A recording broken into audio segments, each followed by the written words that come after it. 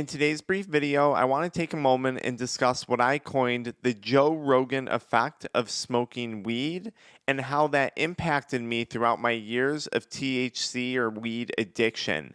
After we discuss that, I want to talk about the impact that our Addiction Mindset recovery coaching channel has on people who are struggling with weed addiction.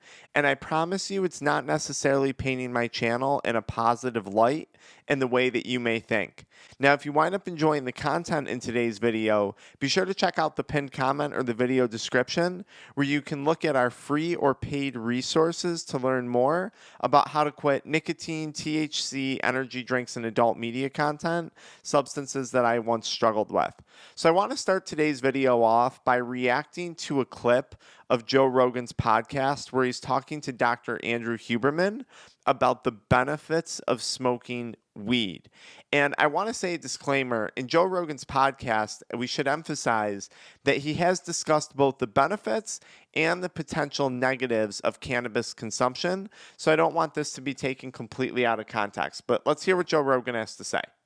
I know people that smoke marijuana and they're high functioning. And I know people that smoke marijuana and they don't get anything done. And I don't know if they're related. Those two things are related.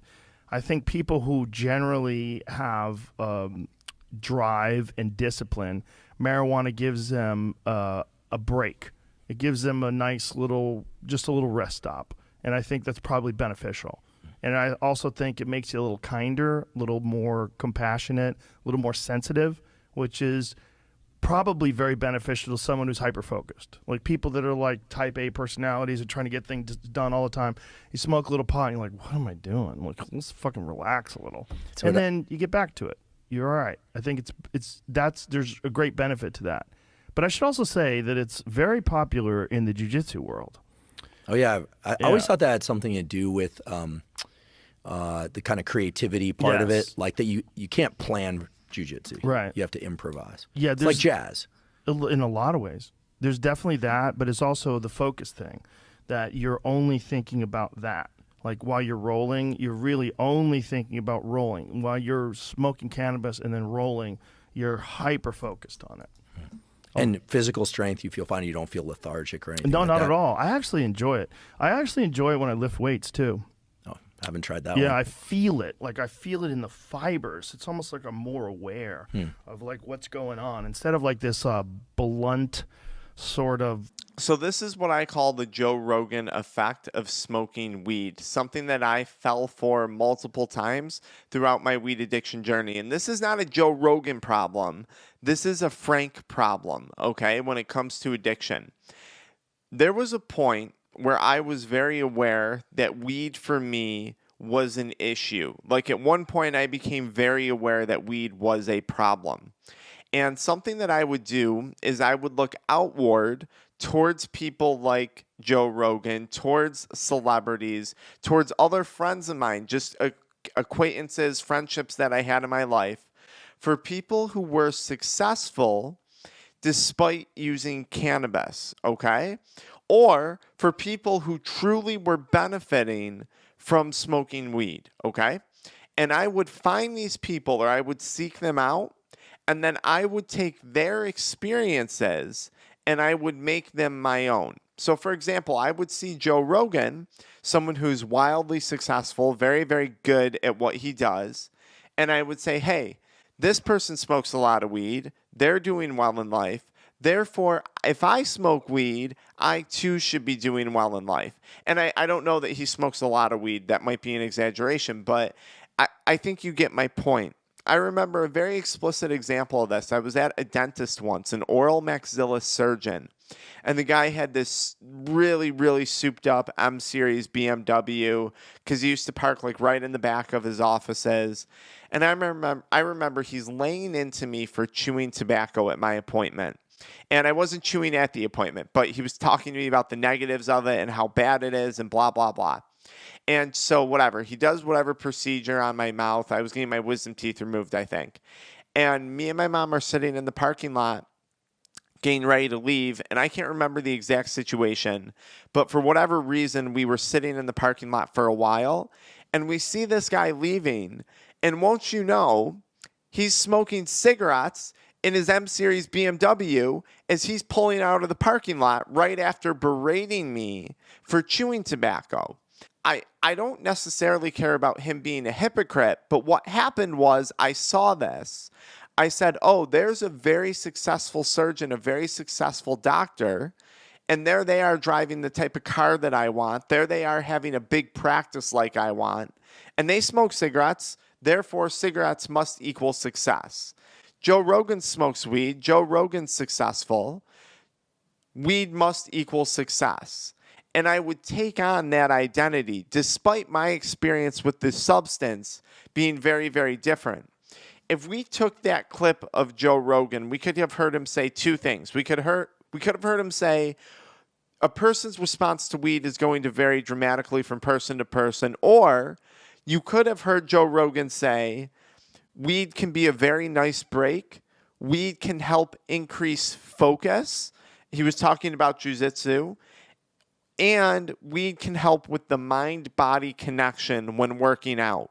I would watch a clip like that, and I would think that the focus thing, the it's taking a break thing, and the mind-body connection thing all apply to me. When in fact my reality, my experience with weed was very, very different. See, that addicted voice wanted to believe that my experience was the same as Joe Rogan's, even though it was extraordinarily the opposite of it. Weed for me wasn't a break. I wanted nothing more to take a break from weed. And that was something that I deeply struggled to do throughout addiction to it. Weed was not good for my focus.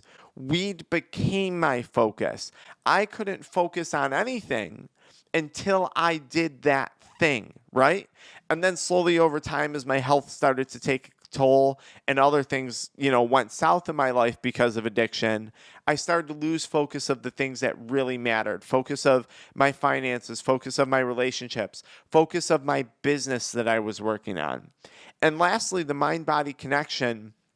I suffered from a condition called Cannabinoid Hyperemesis Syndrome, which is where you wind up like vomiting and losing weight and getting really, really sick from weed. But my pain perception was so dramatically thrown off from weed, I could not lift weights. I could not do weight-bearing activity anymore because it hurt my body so much. I mean, I was limited to walking and swimming.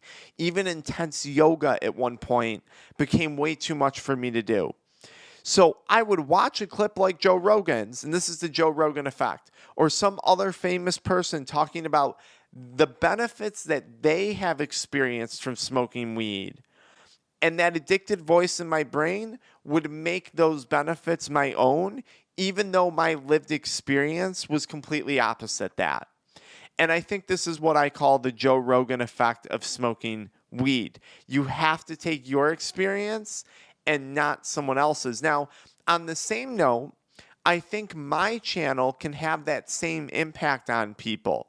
And for a lot of people watching my videos, I'm going to say 95%. I think we're in front of the right person. We're in front of the person that's struggling with weed addiction, that wants to quit, that knows they need to quit, and this content's going to be really great for them. But I do think there's people out there, and I'll read from a commenter on our YouTube channel, okay? A longtime commenter, Jack3D899. I made a post saying that weed does not cure the boredom. It makes us content with being bored. And then I went on to share my personal experience with cannabis, okay? How I was discontent in my relationships, my finances, all these aspects of my life, and how weed made me comfortable with being discontent, with not achieving the things that I knew I was capable of achieving. And I said, in my experience, that was very, very dangerous.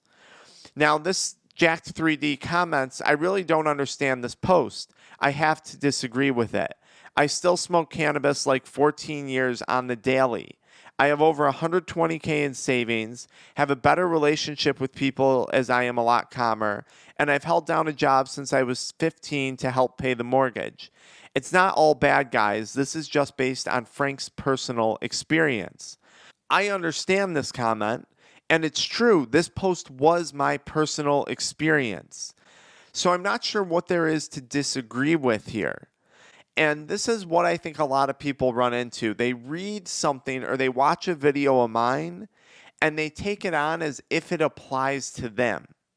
And it doesn't. It doesn't apply to this individual, perhaps in this case. Then again, if you're watching my videos, there might be a reason why. You might be questioning your relationship with cannabis, or you just really, really enjoy listening to me talk, because I don't know why else you'd be watching my stuff. And Jack, I love having you around the channel. I love your comments. Seriously. We've gone back and forth before. But a lot of people are going to watch my videos, and they might be doing great in life despite smoking weed, or because of weed. Weed might truly be benefiting them in the same way Joe Rogan claims it benefits him.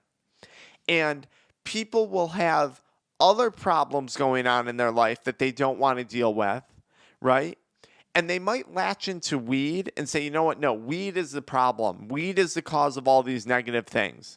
When in reality, they're just ignoring some other major issue in their life that needs to be faced. Or they're taking on my negative experience with weed and making it their own, even though a lot of my experiences don't apply to them. Okay? And I think it's very important for the 5% of people that are watching this video to really consider that about my channel. My experiences, my things, the stuff that we talk about is for people who are struggling with weed addiction, something I deeply struggled with. It was terrifying, my experience with weed addiction. Really, it was. That's what these videos are for. But I always want you guys to question a video like Joe Rogan's and a video like mine and ask yourself, what applies to me and what doesn't apply to me? And sometimes maybe getting sober is what you need to do to sort that out, because addiction can make us a little foggy, a little cloudy in the head. Now, if you enjoyed the content in today's video, either follow me right into the next video. It's a playlist on how to start quitting smoking weed. Download the free 7-step guide on how to quit smoking weed today in the pinned comment, or consider booking a one-on-one addiction recovery coaching call so I can help you figure out, does my stuff apply to you? Does Joe Rogan's stuff apply to you? And where you're at with this whole THC addiction thing. All right, guys, I'll see you in one of those 3 spots. Until next time.